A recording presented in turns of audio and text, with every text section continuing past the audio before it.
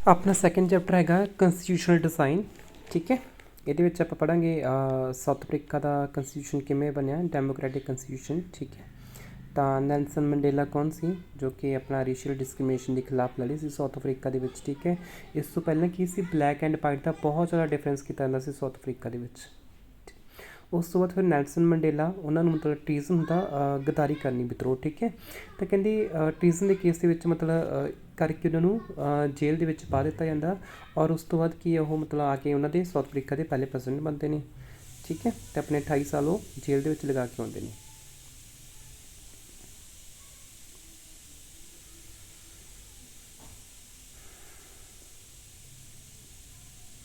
ਹਾਂਜੀ, ਤਾਂ ਆਪਾਂ ਨੂੰ ਕਹਿੰਦੇ ਕੰਸਟੀਟਿਊਸ਼ਨ ਕਿਉਂ ਚਾਹੀਦਾ, ਕਿਉਂ ਕੀ ਹੁੰਦਾ ਕੰਸਟੀਟਿਊਸ਼ਨ ਦੇ ਵਿੱਚ, ਆਪਣੇ ਸੰਵਿਧਾਨ ਦੇ ਵਿੱਚ ਕੀ ਹੁੰਦਾ। ਠੀਕ ਹੈ, ਆਪਣਾ constitution of a country is a set of written rules that are accepted by all the people living together in a country. ਠੀਕ ਹੈ, ਜੋ ਆਪਣਾ ਸੰਵਿਧਾਨ ਆ ਉਹਦੇ ਵਿੱਚ ਕੀ ਹੁੰਦਾ, ਇੱਕ ਰੂਲਸ ਹੁੰਦੇ ਆ ਜੋ ਕਿ ਲਿਖੇ ਜਾਂਦੇ ਆ, ਜੋ ਕਿ ਆਪਣੇ ਸਾਰੇ ਲੋਕਾਂ ਨੂੰ ਅਸੈਪਟ ਕਰਨੇ ਪੈਂਦੇ ਆ। ਆਪਾਂ ਇੰਡੀਆ ਦੇ ਵਿੱਚ ਰਹਿ ਰਹੇ ਹਾਂ, ਆਪਣਾ ਸੰਵਿਧਾਨ ਆ, ਤਾਂ ਜੋ ਵੀ ਰੂਲਸ ਦੇ ਵਿੱਚ ਲਿਖੇ ਹੋਏ ਨੇ, ਸਰਕਾਰ ਕਿਵੇਂ ਚੱਲੂਗੀ, ਠੀਕ ਹੈ, ਇੱਦਾਂ ਦੇ ਜੋ ਵੀ ਰੂਲਸ ਹੁੰਦੇ ਨੇ ਉਹ ਸਾਰੇ ਆਪਣੇ ਸੰਵਿਧਾਨ ਦੇ ਵਿੱਚ ਮੈਂਸ਼ਨ ਹੁੰਦੇ ਨੇ ਅਤੇ ਉਹ ਆਪਾਂ ਨੂੰ ਅਸੈਪਟ ਕਰਨੇ ਪੈਂਦੇ ਆ।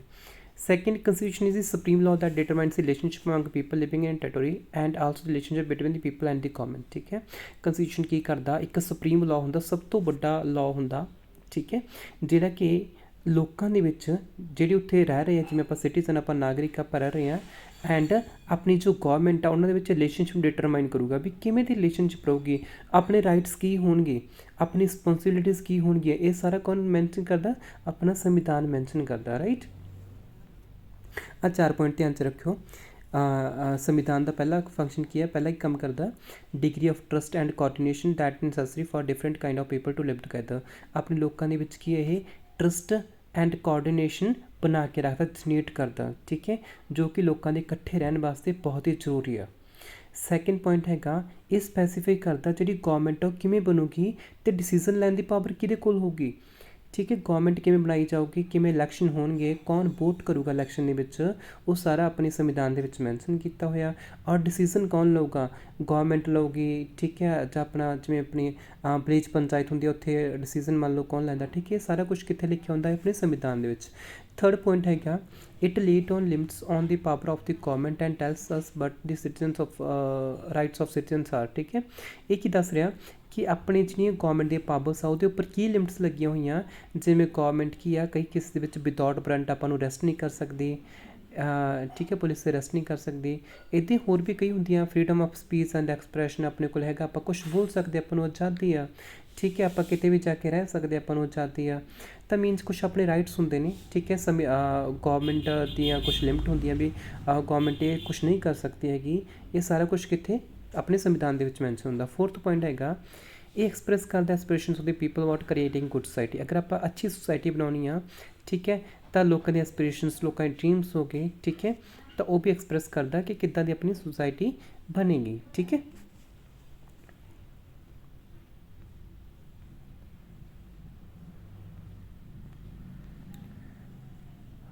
ਹਾਂਜੀ, ਆਪਣੀ ਹੈਗੀ ਨੈਕਸਟ ਕੰਸਟੀਟਿਊਸ਼ਨ ਅਸੈਂਬਲੀ। ਠੀਕ ਹੈ, ਇਹ ਆਪਾਂ ਥੋੜ੍ਹਾ ਧਿਆਨ 'ਚ ਰੱਖਿਓ।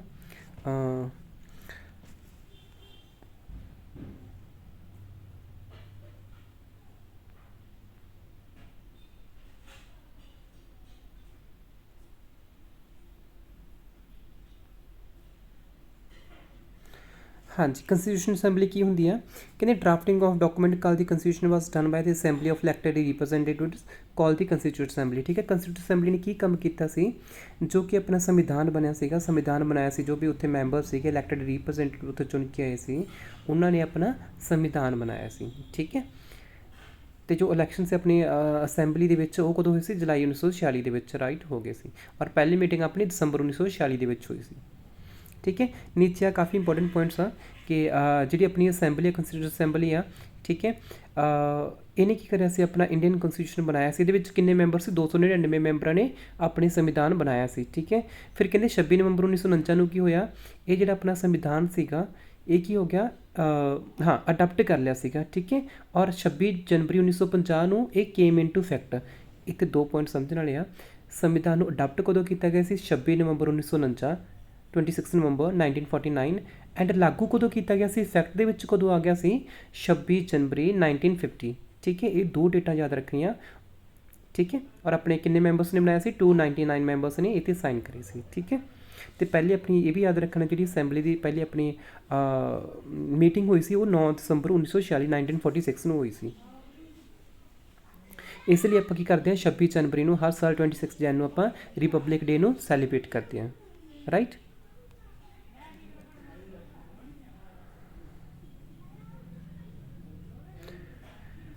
हाँ जी, एस सी मुखर्जी कौन से, इन्होंने एक एक दो दो पॉइंट याद रखने हैं। ठीक है, वाइस चेयरमैन से अपने कंस्टीट्यूट असैंबली के। ठीक है, अपने वाइस चेयरमैन से कंस्टीट्यूट असैंबली के।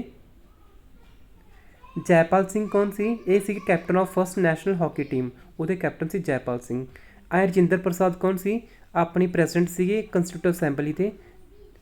इन्होंने चंपारण सत्याग्रह के भी लीड करा सी। बस तुम यही याद रखो, पहले प्रेसिडेंट बने से अपने इंडिया के। ठीक है, और ये होर की सी प्रेसिडेंट की सी कंस्टीट्यूट असैंबली के।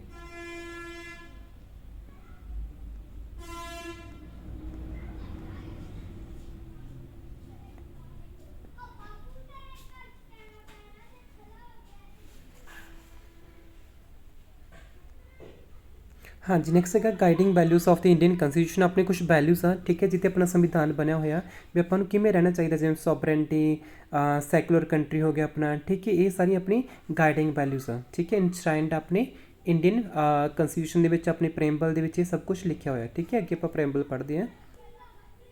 आई बी आर अंबेडकर देखो, बी आर अंबेडकर जी कौन सी, मध्य प्रदेश तो सी। एक कौन सी चेयरमैन से कितने ड्राफ्टिंग कमेटी के चेयरमैन कौन सी, बी आर अंबेडकर सी। वाइस चेयरमैन आप पिछे पढ़ के हैं कौन से, एस सी मुखर्जी। एंड कि वाइस चेयरमैन से कंस्टीट्यूट असैंबली के, ये चेयरमैन कि ड्राफ्टिंग कमेटी के चेयरमैन आ। राइट।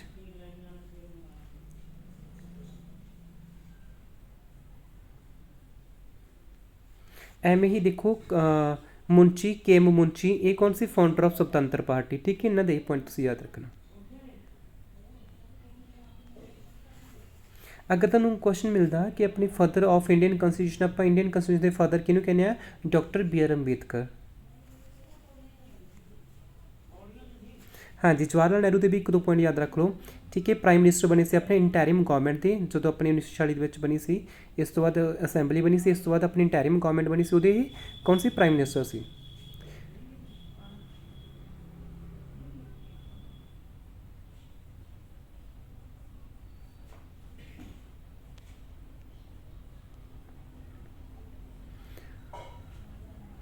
हाँ जी, नैक्सट आ जाओ, टर्म्स काफ़ी इंपॉर्टेंट ने। पहला अपनी जो प्रेम्बल आ, ये अपन को पता होना चाहिए की मैंशन किया होया।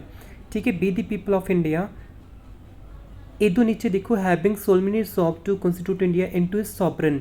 सॉवरन वर्ड मैंशन आ, सोशलिस्ट वर्ड मैंशन आ, सैकुलर भी मैंशन आ, डेमोक्रेटिक मैंशन आ एंड रिपब्लिक।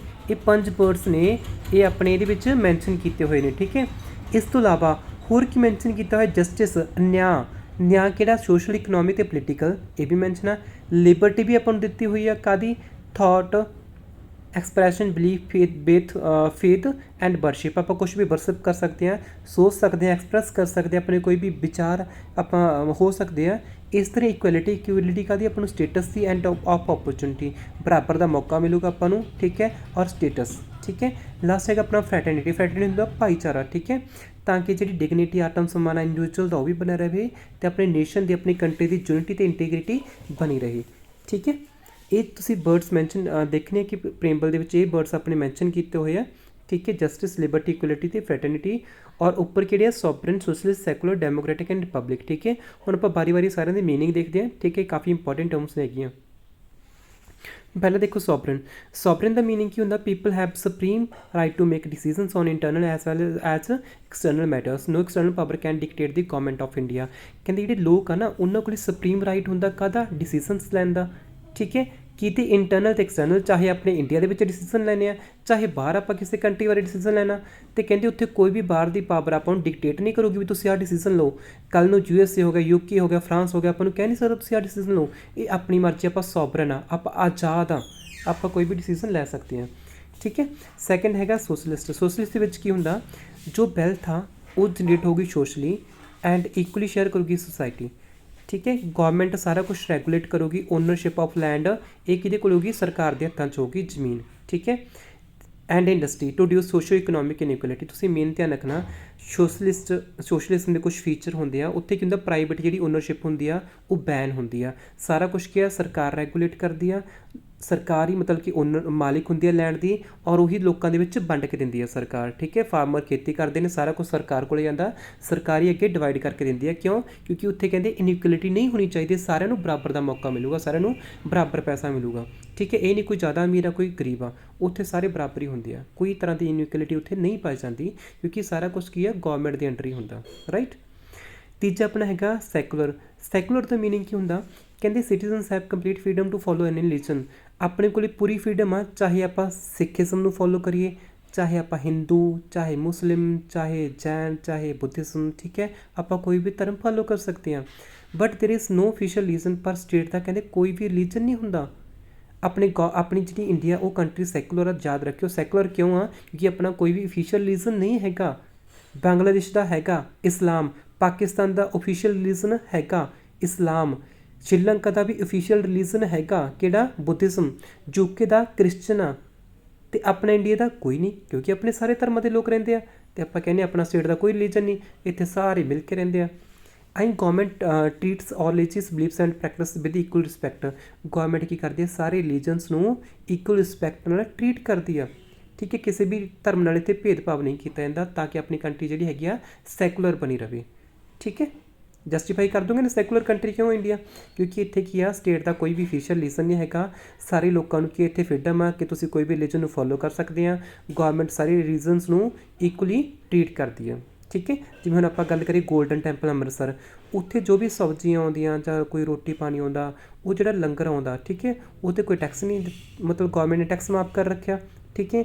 ਐਂ ਜੋ ਮੁਸਲਿਮ ਨੇ ਉਹ ਹੱਜ 'ਤੇ ਜਾਂਦੇ ਨੇ, ਉਹਨਾਂ ਨੇ ਵੀ ਸਭ ਮਤਲਬ ਕਿ ਕੁਛ ਮਤਲਬ ਉਹਨਾਂ ਨੂੰ ਹੈਲਪ ਦਿੱਤੀ ਜਾਂਦੀ ਆ, ਠੀਕ ਹੈ। ਕੋਈ ਮੰਨ ਲਓ ਇੱਦਾਂ ਮਤਲਬ ਸਾਰੇ ਧਰਮਾਂ ਨੂੰ ਕੁਛ ਨਾ ਕੁਛ ਮਤਲਬ ਗੌਰਮੈਂਟ ਆਫਰ ਕਰਦੇ ਰਹਿੰਦੇ, ਉਹਦੇ ਲਈ ਸਾਰੇ ਧਰਮ ਬਰਾਬਰ ਆ, ਠੀਕ ਹੈ। ਤੁਸੀਂ ਅੱਗੇ ਦੇਖੋ ਡੈਮੋਕ੍ਰੈਟਿਕ, ਠੀਕ ਹੈ। ਡੈਮੋਕ੍ਰੇਸੀ ਆਪਾਂ ਨੂੰ ਪਤਾ ਹੀ ਕੀ ਹੁੰਦਾ, ਇੱਥੇ ਜਿਹੜੇ ਲੋਕ ਆ ਉਹ ਇਕੁਅਲ ਪੋਲੀਟੀਕਲ ਰਾਈਟ ਇੰਜੋਏ ਕਰਦੇ ਆ, ਆਪਣੇ ਰੂਲਰਸ ਨੂੰ ਇਲੈਕਟ ਕਰਦੇ ਆ, ਅਤੇ ਗੌਰਮੈਂਟ ਨੂੰ ਅਕਾਊਂਟੇਬਲ ਠਹਿਰਾਉਂਦੇ ਆ। ਅਕਾਊਂਟੇਬਲ ਕਿਵੇਂ? 5 ਸਾਲ ਬਾਅਦ ਵੋਟਾਂ ਹੁੰਦੀਆਂ ਨਾ, ਜੇ ਗੌਰਮੈਂਟ ਨੇ ਨਾ ਆਪਣੇ ਕੰਮ ਕੀਤੇ ਤਾਂ ਫਿਰ ਆਪਾਂ 5 ਸਾਲ ਬਾਅਦ ਵੋਟ ਨਹੀਂ ਪਾਉਣੀ, ਤਾਂ ਗੌਰਮੈਂਟ ਕੀ ਰਿਸਪੋਂਸੀਬਲ ਆਪਣੇ ਲਈ, ਉਹ ਆਪਣੇ ਕੰਮ ਕਰੂਗੀ, ਠੀਕ ਹੈ। ਤਾਂ ਗੌਰਮੈਂਟ ਕਹਿੰਦੀ ਇੱਕ ਕੁਛ ਰੂਲਸ ਹੁੰਦੇ ਆ ਉਹਦੇ ਅਕੋਰਡਿੰਗ ਹੀ ਚਲਾਈ ਜਾਂਦੀ ਹੈ, ਠੀਕ ਹੈ। ਨੈਕਸਟ ਹੈ ਜੋ ਆਪਣਾ ਰਿਪਬਲਿਕ, ਠੀਕ ਹੈ। ਰਿਪਬਲਿਕ ਕੀ ਹੁੰਦਾ? ਕਹਿੰਦੇ ਜਿਹੜਾ ਹੈੱਡ ਆਫ ਸਟੇਟ ਹੁੰਦਾ, ਦੇਖੋ ਇੱਕ ਹੁੰਦਾ ਹੈੱਡ ਆਫ ਗੌਰਮੈਂਟ, ਇੱਕ ਹੁੰਦਾ head of state. Head of government ਕਿਹਨੂੰ ਕਹਿੰਦੇ ਆਪਾਂ? ਪ੍ਰਾਈਮ ਮਿਨਿਸਟਰ ਨੂੰ। ਹੈੱਡ ਆਫ ਸਟੇਟ ਪ੍ਰੈਜ਼ੀਡੈਂਟ ਨੂੰ ਕਹਿੰਦੇ ਆ। ਜਿਹੜਾ ਹੈੱਡ ਆਫ ਸਟੇਟ ਹੁੰਦਾ ਉਹ ਇਲੈਕਟਡ ਪਰਸਨ ਹੁੰਦਾ, ਨਾਟ ਏ ਹੈਰੀਡੇਟਰੀ ਪੋਜੀਸ਼ਨ। ਜਿਵੇਂ ਆਪਾਂ ਦੇਖੋ ਇੰਡੀਆ ਇੱਕ ਰਿਪਬਲਿਕ ਹੈਗਾ ਕਿ ਨਹੀਂ ਹੈਗਾ? ਹੈਗਾ, ਇੰਡੀਆ ਰਿਪਬਲਿਕ ਆ। ਕਿਉਂ? ਕਿਉਂਕਿ ਆਪਣਾ ਜਿਹੜਾ ਹੈੱਡ ਆਫ ਸਟੇਟ ਆ ਪ੍ਰੈਜ਼ੀਡੈਂਟ, ਉਹ ਇਲੈਕਟਡ ਪਰਸਨ ਆ, ਇਲੈਕਟਡ ਇਨਡਾਇਰੈਕਟਲੀ, ਠੀਕ ਹੈ। ਉਹਨੂੰ ਮਤਲਬ ਆਪਣੇ ਜਿਹੜੇ MLA ਹੋ ਗਏ, MP ਹੋ ਗਏ, ਉਹ ਚੁਣਦੇ ਆ, ਨਾ ਕਿ ਆਪਾਂ, ਪਰ ਹੈ ਤਾਂ ਇਲੈਕਟਡ ਨਾ ਉਹ। ਨਾਟ ਏ ਹੈਰੀਡੇਟਰੀ। ਹੈਰੀਡੇਟਰੀ ਹੁੰਦਾ ਜਿਵੇਂ ਰਾਜਾ ਜਾਂ ਰਾਣੀ, ਪਹਿਲਾਂ ਰਾਜੇ ਮਹਾਰਾਜੇ ਹੁੰਦੇ ਸੀ ਨਾ, ਜਿਵੇਂ ਯੂਕੇ 'ਚ ਮਤਲਬ ਮਹਾਰਾਣੀ ਜਾਂ ਉੱਥੋਂ ਦਾ ਰਾਜਾ ਗਾ ਮਹਾਰਾਜਾ, ਠੀਕ ਹੈ, ਉਹ ਹੈਰੀਡੇਟਰੀ ਪੋਜੀਸ਼ਨ ਹੈ ਨਾ, ਰਾਜੇ ਦਾ ਮੁੰਡਾ ਅੱਗੇ ਰਾਜਾ ਬਣੂਗਾ, ਪਰ ਆਪਣੇ ਕੀ ਇੱਥੇ ਇਲੈਕਟਡ ਆ। ਅਤੇ ਤੁਸੀਂ ਯਾਦ ਰੱਖੋ ਰਿਪਬਲਿਕ ਆਪਾਂ ਉਹਨੂੰ ਕਹਿੰਦੇ ਜਿੱਥੇ ਆਪਣਾ head of state elected person ਹੁੰਦਾ। ਅਗਲੀ ਟਰਮ ਹੈਗੀ ਜਸਟਿਸ। ਜਸਟਿਸ ਆਪਾਂ ਨੂੰ ਪਤਾ ਨਿਆਂ ਦੇਣਾ, ਠੀਕ ਹੈ। ਕਹਿੰਦੇ ਸਿਟੀਜ਼ਨ ਨਾਲ ਡਿਸਕ੍ਰਿਮੀਨੇਸ਼ਨ ਨਹੀਂ ਕਰ ਸਕਦੇ, ਆਪਾਂ ਭੇਦਭਾਵ ਨਹੀਂ ਕਰ ਸਕਦੇ, ਕਾਹਦੇ ਬੇਸ 'ਤੇ? On the grounds of cost, religion, gender, ਠੀਕ ਹੈ। ਕੋਈ ਵੀ ਕਾਸਟ ਆ, ਚਾਹੇ ਉਹਦੀ ਬ੍ਰਾਹਮਣ ਆ, ਠੀਕ ਹੈ, ਚਾਹੇ ਮਤਲਬ ਕੋਈ ਵੀ ਕਾਸਟ ਆ ਉਹਦੀ, ਠੀਕ ਹੈ, ਚਾਹੇ ਮਤਲਬ ਕਿ ਲੋਅਰ ਕਾਸਟ ਆ, SC ਆ, ST ਆ, ਆਦੀਵਾਸੀ ਆ, ਆਪਾਂ ਉਹਦੇ ਨਾਲ ਭੇਦਭਾਵ ਨਹੀਂ ਕਰ ਸਕਦੇ। ਰਿਲੀਜਨ ਚਾਹੇ ਹਿੰਦੂ ਆ, ਚਾਹੇ ਮੁਸਲਿਮ ਆ, ਚਾਹੇ ਈਸਾਈ ਆ, ਆਪਾਂ ਭੇਦਭਾਵ ਨਹੀਂ ਕਰਨਾ। ਜੈਂਡਰ ਚਾਹੇ ਮੇਲ ਆ, ਚਾਹੇ ਫੀਮੇਲ ਆ, ਆਪਾਂ ਉਹਦੇ ਨਾਲ ਭੇਦਭਾਵ ਨਹੀਂ ਕਰ ਸਕਦੇ। ਜਿਵੇਂ ਜੈਂਡਰ ਦੇ ਬੇਸ 'ਤੇ ਨਾ ਆਪਣੇ ਕਈ ਮਤਲਬ ਜਿਹੜੇ ਕੇਰਲਾ ਦਾ ਮੰਦਰ ਆ, ਉੱਥੇ ਕਹਿੰਦੇ ਜਿਹੜੀ ਫੀਮੇਲ ਆ ਨਾ ਉਹ ਮੰਦਰ 'ਚ ਨਹੀਂ ਜਾ ਸਕਦੀਆਂ, ਠੀਕ ਹੈ।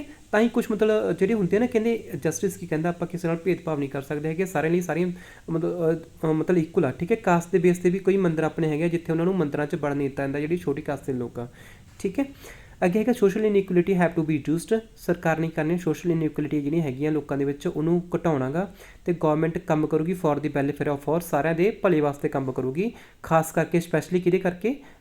ਕਿਹਦਾ? ਡਿਸਐਡਵਾਂਟੇਜ ਗਰੁੱਪ, ਜਿਵੇਂ ਹੈਂਡੀਕੈਪਸ ਹੋ ਗਏ ਜਾਂ ਲੋਅਰ ਕਾਸਟ ਦੇ ਲੋਕ ਹੋ ਗਏ, ਗਰਲਸ ਹੋ ਗਈਆਂ, ਠੀਕ ਹੈ, ਉਹਨਾਂ ਦੇ ਭਲੇ ਵਾਸਤੇ ਕੰਮ ਕਰੂਗੀ। ਨੈਕਸਟ ਹੈਗਾ ਆਪਣਾ ਲਿਬਰਟੀ। ਲਿਬਰਟੀ ਕੀ ਹੁੰਦਾ ਆਜ਼ਾਦੀ, ਫਰੀडम दोनों ਆਪਾਂ ਲਿਬਰਟੀ ਕਹਿ ਦਿੰਦੇ ਹਾਂ, ਠੀਕ ਹੈ। ਕਹਿੰਦੇ there are no unreasonable restrictions on the citizen in but they think how they wish to express their thoughts and the way wish to follow up their thoughts in action. ਕਹਿੰਦੇ ਕੋਈ ਵੀ ਆਪਣੇ ਪਾਬੰਦੀਆਂ ਨਹੀਂ ਹੈਗਾ, ਰਿਸਟ੍ਰਿਕਸ਼ਨ ਨਹੀਂ ਲੱਗੀਆਂ ਹੋਈਆਂ citizen ਦੇ ਉੱਪਰ, ਠੀਕ ਹੈ। ਉਹ ਸੋਚ ਸਕਦੇ ਆ, ਆਪਣੇ ਆਪ ਨੂੰ ਐਕਸਪ੍ਰੈਸ ਕਰ ਸਕਦੇ ਆ, ਆਪਣੇ ਥਾਟਸ ਦੂਜੇ ਦੇ ਸਾਹਮਣੇ ਰੱਖ ਸਕਦੇ ਆ, ਠੀਕ ਹੈ। ਤਾਂ ਕਿਵੇਂ ਵੀ ਉਹ ਮਤਲਬ ਕਰ ਸਕਦੇ ਆ, ਠੀਕ ਹੈ, ਕਿ ਆਪਾਂ ਨੂੰ ਲਿਬਰਟੀ ਆਜ਼ਾਦੀ ਮਿਲੀ ਹੋਈ ਆ। ਅਗਲਾ ਪੁਆਇੰਟ ਹੈਗਾ ਆਪਣਾ ਇਕੁਐਲਿਟੀ ਹੁੰਦੀ ਹੈ ਸਮਾਨਤਾ, ਠੀਕ ਹੈ। ਕਹਿੰਦੇ ਸਾਰੇ ਲਾਅ ਦੇ ਸਾਹਮਣੇ ਬਰਾਬਰ ਆ, all are equal before the law.